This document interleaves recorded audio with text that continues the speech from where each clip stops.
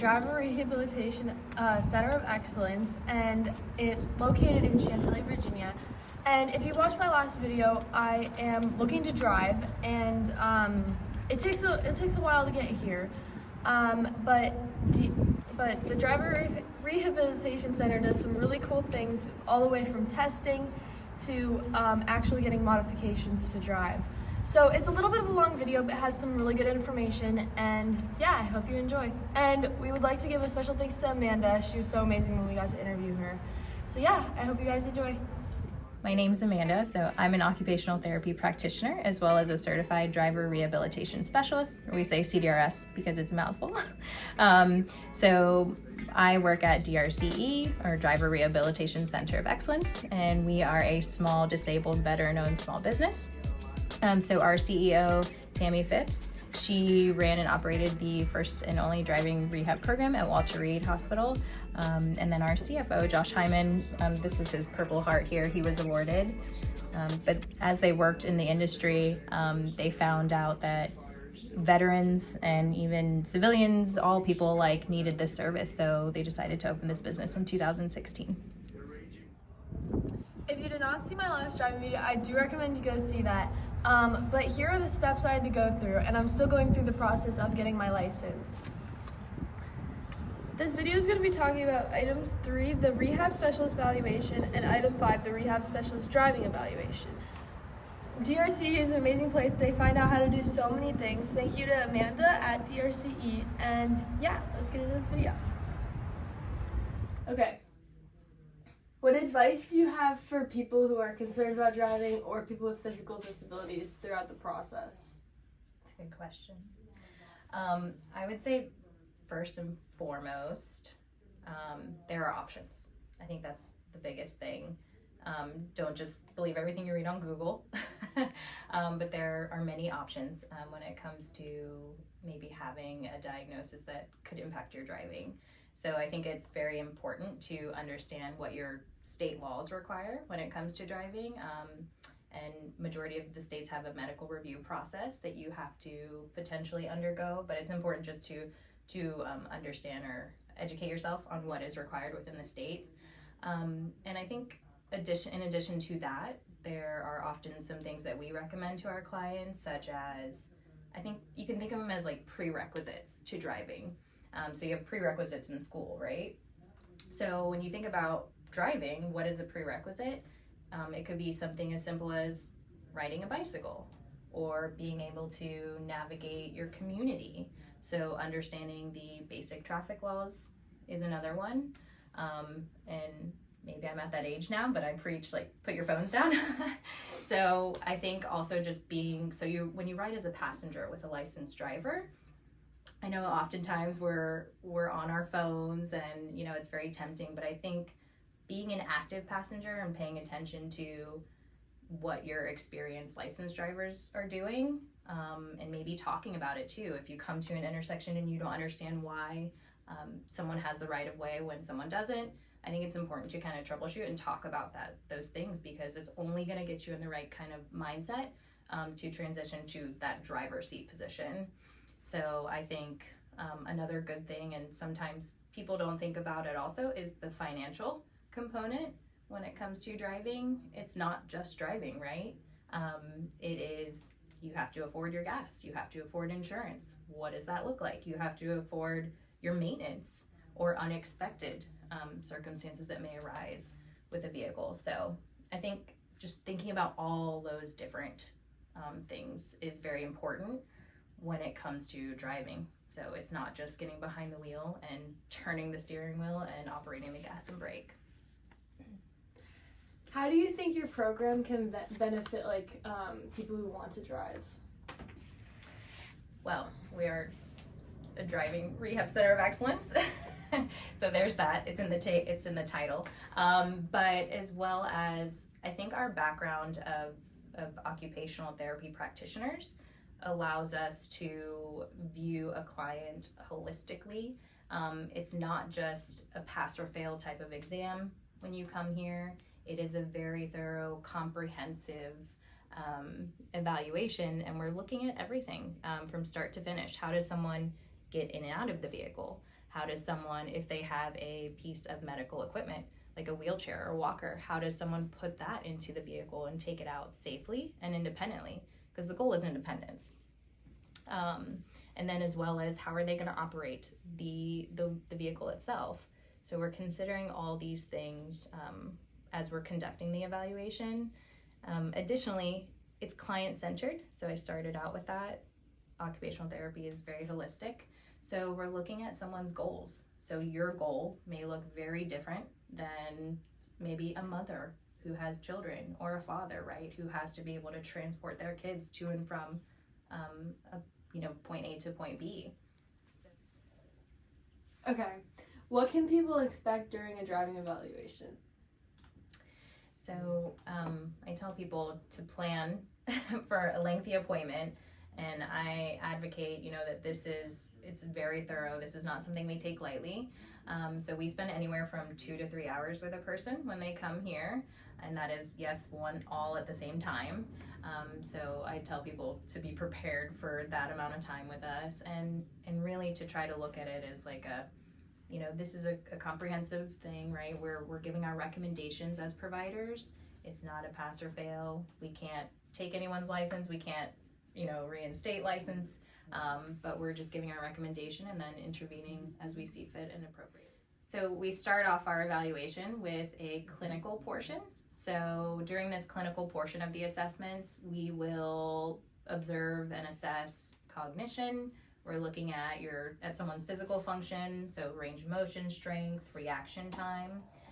And we also do a basic vision screen. So within each state, there are minimum vision requirements for each state to be able to drive. So we are screening that as well. I always say we're not the ophthalmologist, we're not the optometrist, but we are trained to do a screen for vision to make sure you're meeting those minimum requirements. If we were to see anything regarding vision, any deficits, we would refer you to a specialist. And then what we do after that is we go behind the wheel. So we have standardized routes that we do for behind the wheel. We have a fleet of vehicles, so you would utilize one of our vehicles. They're equipped with passenger safety brakes. And we're taking all the different factors into consideration. Sometimes we hear, this is not my car I'm used to driving, or this is not the area I typically drive in. Okay, what's the difference between like regular behind the wheel and what you guys do here? So typically, you probably see all these like local Joe's driving school vehicles around with the advertisements on top. So those are what you would call certified driving instructors, or CDIs. So a CDI can actually license someone, and they're really trying to fulfill the state requirements for licensure and marking off of a checklist. Us as certified driving rehab specialists, we are trained to know those skills and have someone meet those requirements.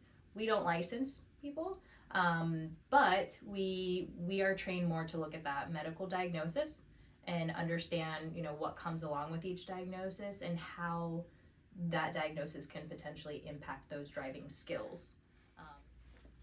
Okay, if you were to need adaptations for your vehicle, would you be able to help with that? Yes. So during that comprehensive driving evaluation, as I mentioned, we are assessing that need for potential auto-adaptive equipment for someone to be independent with driving. So if it is recommended and if someone's appropriate for that type of equipment, what we would do as a CDRS, we would do training on that said equipment, and then we would actually write what's called an auto-adaptive equipment prescription. So this is not something you can obtain from the doctor. So we would write that prescription, and then we would move forward with installation. So our shop here, or DRC, is very unique. So we are the only one that we know of like this in the US, but we do the clinical piece, so we do that comprehensive evaluation as well as modifying the vehicles. So we see someone from the whole process, from A to Z. So DRC is very unique because we have that, it's kind of like the full circle complete package, the evaluation to the training to the prescription to the installation. And I think it's very important, and it should be like that across all settings, but you're able to customize, for the client. You're really able to make sure that that equipment is conducive to their setup and their needs. So, you know, and oftentimes with independent providers, they're not there to lay eyes on the equipment and the setup and make sure it's right, and then you have to go back. So this is a really good way of being proactive. So yeah, I'd love to show you the shop if All you'd right. like to see it. Let's go check it out. So in addition to vehicle modification, we also facilitate vehicle sales here, and do consultations and appointments to recommend an appropriate vehicle for someone. So a wheelchair accessible vehicle, for instance, is a very, very expensive purchase. So you want to make sure you're getting the right one the first time. So we also do custom fabrication here and custom solutions. So a client brought in this trike to us already modified and adapted. However, there was not a solution yet for this trike to stow her wheelchair. So we are custom fabricating and making a solution for her so that she can tag along her wheelchair when she rides this, so she's able to transfer back into it when she's done. So each client's needs and setup is different. So for this specific client, we recommended a wheelchair accessible vehicle. So that is the ramp. This person is in a wheelchair. They propel themselves up the ramp. And the driver seat position, you see there's no driver seat. So this person actually has a pin on the bottom of their wheelchair, and they drive here into this lockdown bracket. The pin will go into here and lock him in place so that this person can drive from their wheelchair. And then you'll see a bunch of different pieces of equipment here. So this one is called a standard spinner knob, and this is when when a person is using only one hand to operate that steering wheel. So it facilitates your turns. And over here we have a different function for, this is the gas and the brake in his setup. Also over here we have a touch screen. So this will turn on when the vehicle is on, and it has your secondary functions such as turn signals, windshield wipers, horn, lights, as well as other accessory functions such as air conditioning, rolling your windows up and down, other functions like that. So this is this is a higher end of cost of equipment. So it is a spectrum of equipment. We start with a very basic and a low tech equipment, usually a little cheaper, and then all the way up to, this is more of a high tech system for this client. So what we have here on the steering wheel is just the standard spinner knob, but there are other options when it comes to the spinner knob. So this one can be removed by the red button and pulling it out here. It can't be on this because it's a display. But there are other options that you can put on there. So this would just clamp into that bracket in place of the spinner knob. And really what this is, it has your secondary controls on it. So this would be your, your left turn signal, your right turn signal, horn, your lights, your windshield wipers. And most of them are programmable up to a certain amount of functions, and it's based on the vehicle as well. Okay, I was just going to show or explain real quickly here. Here are some lower tech hand control options. So this is when we're looking at just a gas brake steering solution. Here are different options. So the majority of the hand controls, they are push forward for brake. So this would be your brake application. And this one in particular is a kind of a rock back here for gas. We also have, there's just a push-pull application. There's a push-twist. So this is a twist application, it would twist. And then this one is a right angle. So it's kind of an angle down for gas. Okay, when's the right time to connect with an organization like yours? So I would say if you know you have a diagnosis that could potentially, impact your driving, I would say to reach out as soon as possible. It doesn't hurt. We can always do a consultation type visit. I would say though, for driving, when you're entering those teenage years, to seek us out. So I would recommend not waiting until you actually are trying to pursue a permit or a license. It doesn't hurt to be armed with that information beforehand, and that's part of what we do. We help, navigate the process with the state licensure. We know what to expect, so we can be proactive about it, and give you the information beforehand. Okay, How do you recommend people like find organizations like yours who don't live in like Northern Virginia? That's a good question.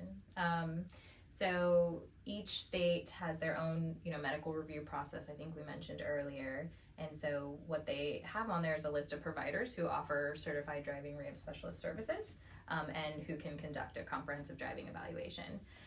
As well as, so I mentioned earlier too, our Association for Driver Rehabilitation Specialists is known as ADED, so that's ADED, and you can go to the website, it's aded.net, and on there you can search for a provider in your state. And we will link that down below so you guys can check that out. Wow, that was pretty amazing. It's crazy how they can make so many different things and so many cool things for no matter what the person's disability is, a variety of disabilities, and it can help you figure out like what you can get to help you drive and what I can get to help me drive. So thank you to DRCE. I'm so excited to continue driving. I hope you guys enjoyed this video. Make sure to like and subscribe, and we'll see you guys next time. Okay, bye.